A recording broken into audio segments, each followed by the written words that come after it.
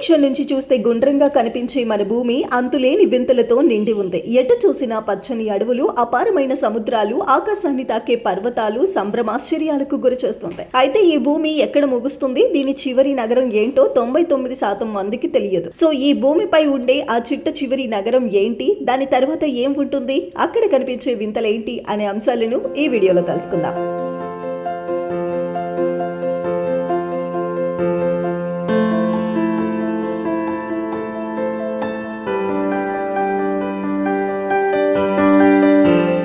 ఈ భూమిపై చిట్ట చివరి ఆ నగరమే ఉగవాయా.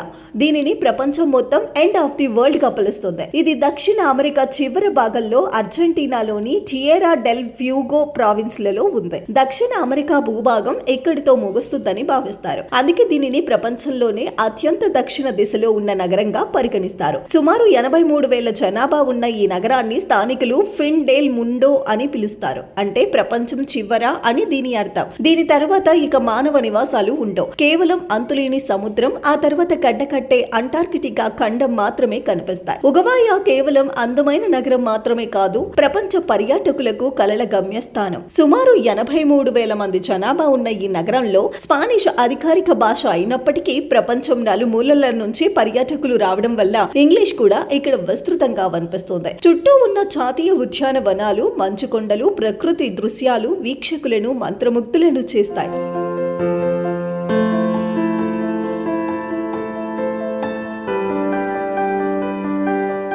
మంచు ఖండమైన అంటార్కిటికాకు వెళ్లాలనుకునే సాహసికులకు ఉగవాయా ప్రధాన నిలయం. ఇక్కడి నుండి అంటార్కిటికా కేవలం 1000 కిలోమీటర్ల దూరంలోనే ఉంటుంది. ప్రపంచ వ్యాప్తంగా అంటార్కిటికాకు వెళ్లే క్రూయిజ్ షిప్లతో 90% ఇక్కడి నుంచే బయలుదేరుతాయి. ఒకవైపు బీగిల్ ఛానల్ సముద్ర జలాలు, మరోవైపు మంచుతో నిండిన ఆండీస్ పర్వత శ్రేణులు ఈ నగరాన్ని ఒక అందమైన చిత్రపటంలా మారుస్తాయి.